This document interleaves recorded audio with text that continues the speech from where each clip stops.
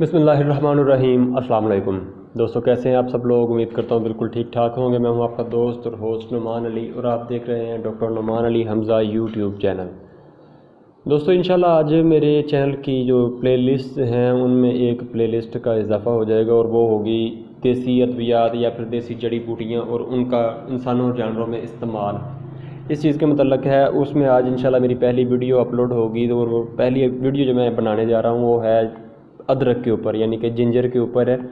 तो बगैर वक्त ज़ाया किए दोस्तों चलते हैं और जिंजर के मतलब जानते हैं कि इसके इंसानों में और जानवरों में खाने के अलावा और क्या इस्तेमालात हैं।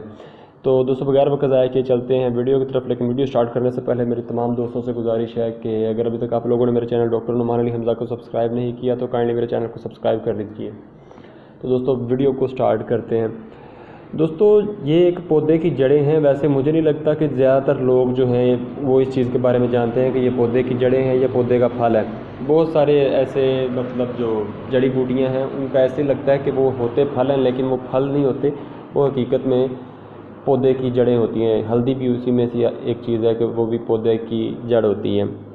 तो दोस्तों ये पौधे की जड़ें होती हैं और तर हालत में इसको अदरक कहते हैं और खुश्क हालत में इसको सूंठ कहते हैं। सफ़ेद और भूरा रंग इसका होता है। दोस्तों बहुत सारे अमराज में ये काम करती है। इसमें 1 से 2% तेल भी पाया जाता है। ज़्यादातर तो दोस्तों निज़ाम के अमराज में इसका इस्तेमाल करवाया जाता है, जैसा कि जानवरों में गैस, कब्ज़ या अफारा वगैरह, और इंसानों में भी ये इस काम के लिए मुफीद है। वैसे पहले मैं आपको जानवरों का मतलब बता देता हूँ, बाद में आपको मैं इंसानों के बारे में बताऊँगा कि उनमें ये किस तरह से इस्तेमाल की जाती है और क्या क्या फ़ायदे देती है। दोस्तों एक तो निज़ाम में इसका सबसे ज़्यादा इस्तेमाल है। दूसरे नंबर पर निज़ाम तनफ़ुस की बीमारियाँ, किसी भी किस्म के निज़ाम तनफ़ुस की बीमारी आ रही हो, खांसी, नज़ला, ज़ुकाम वगैरह, वहाँ पर भी इसका काफ़ी अच्छा रिज़ल्ट है। आप वहाँ पर भी इसको इस्तेमाल करवा सकते हैं। इसके अलावा दोस्तों इसका बाकायदगी से इस्तेमाल करवाया जाए तो जानवर के जो खून के अंदर चर्बी जमी हुई होती है वो भी आस्ता आस्ता पिघल कर बाहर निकल जाती है। और अगर जानवर का निज़ाम दौरान खून यानी कि ब्लड सर्कुलेटरी सिस्टम स्लो है तो उसको भी ये तेज़ करने में काफ़ी अच्छा मतलब किरदार अदा करती है। इसके अलावा दोस्तों ज़्यादातर ये हमारी जितनी भी मतलब देसी अद्वियात हैं जो कि ख़ास करके जड़ी बूटियाँ वगैरह हैं या फिर सब्ज़ियाँ हैं, ये जानवरों का और इंसानों का निज़ाम जो मुदाफ़ियत है, इम्यून सिस्टम है, उसको भी तेज़ करती हैं, उसको भी इम्प्रूव करती हैं। दोस्तों भूख बढ़ाने में भी इसका काफ़ी अच्छा किरदार है। जितने भी मसाला जात बनाए जाते हैं भूख बढ़ाने के लिए या फिर जानवर के पेट से गैसों के खराज के लिए, उन सब में इसका इस्तेमाल किया जाता है।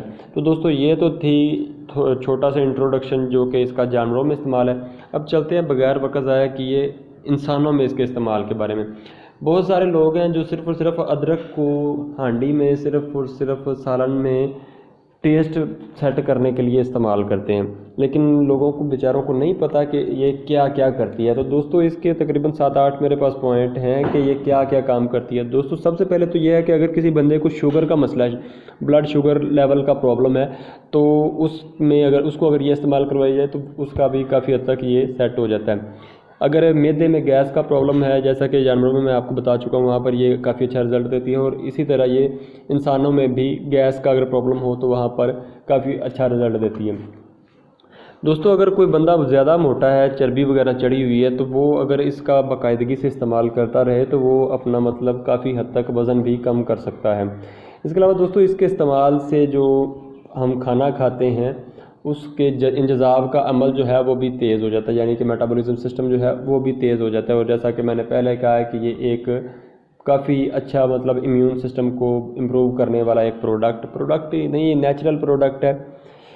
दोस्तों ब्लड सर्कुलेशन का जो निज़ाम है इंसानों में उसको भी ये सेट करती है। इसके अलावा दोस्तों एक और है कि जानवरों और इंसानों में ये एक बहुत ही अच्छा नेचुरल पेन रिलीवर का काम करता है, यानी कि पेन किलर, दर्द को रफ़ा करता है इसके इस्तेमाल से। किसी भी किस्म का एक्यूट पेन जो भी हो उसको, यानी कि अभी मिसाल के तौर पर चोट लगती है तो वहाँ पर आप इसको इस्तेमाल करवाते हैं तो काफ़ी अच्छा रिज़ल्ट मिलता है, दर्द जो है वो फौरी रफ़ा हो जाता है।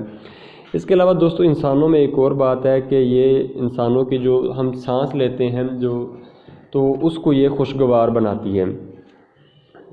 अक्सर अगर हमारे सांस लेने से हमारे मुंह से बू आए तो मेरे ख्याल से कोई भी बंदा हमारे पास बैठना नहीं पसंद करेगा। तो अगर आप इसका इस्तेमाल करवाते हैं करते हैं अपने आप में, अगर आप में ये प्रॉब्लम आता है सांस लेने के साथ आपको आपके मतलब मुंह से बू खारिज होती है, बू आती है, कोई बंदा आपके पास बैठना पसंद नहीं करता, तो आप रेगुलर इसका इस्तेमाल करें, इंशाल्लाह आपके पास लोग बैठना शुरू कर देंगे। इसके अलावा दोस्तों ये जैसा कि मैं आपको बता चुका हूँ, निज़ाम जो नज़ला ज़ुकाम वगैरह है उसमें काफ़ी अच्छा इसका रिज़ल्ट है, वहाँ पर भी आप इसका इस्तेमाल करवा सकते हैं। इसके अलावा दोस्तों जो कैंसर के मरीज़ हैं उसमें भी ये कैंसर को कम करने का काम करती है। इसके अलावा दोस्तों अगर आपको उल्टी का प्रॉब्लम है, उल्टी आ रही है या फिर उल्टियाँ रुक नहीं रही, तो वहाँ पर भी इसका इस्तेमाल करवा के उल्टियों को रोका जा सकता है।